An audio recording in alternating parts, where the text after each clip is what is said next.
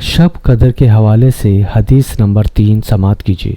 نبی کریم صلی اللہ علیہ وآلہ وسلم کا ارشاد ہے کہ شب قدر میں حضرت جبرائیل ملائکہ کی ایک جماعت کے ساتھ آتے ہیں اور اس شخص کے لیے جو کھڑے یا بیٹھے اللہ کا ذکر کر رہا ہے اور عبادت میں مشغول ہے دعائے رحمت کرتے ہیں، اور جب عید الفطر کا دن ہوتا ہے تو حق تعالی جل شانہ اپنے فرشتوں کے سامنے بندوں کی عبادت پر فخر فرماتے ہیں، اس لیے کہ انہوں نے آدمیوں پر طعن کیا تھا، اور ان سے دریافت فرماتے ہیں کہ اے فرشتوں، اس مزدور کو جو اپنی خدمت پوری ادا کر دے کیا بدلہ ہے؟ وہ عرض کرتے ہیں کہ اے ہمارے رب، اس کا بدلہ یہی ہے کہ اس کی اجرت پوری دے دی جائے۔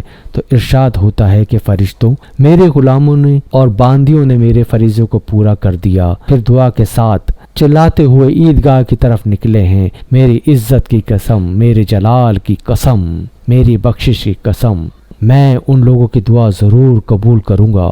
پھر ان لوگوں کو خطاب فرما کر ارشاد ہوتا ہے کہ جاؤ، تمہارے گناہ معاف کر دیے ہیں اور تمہاری برائیوں کو نیکیوں سے بدل دیا ہے۔ بس یہ لوگ عیدگاہ سے ایسے حال میں لوٹتے ہیں کہ ان کے گناہ معاف ہو چکے ہوتے ہیں۔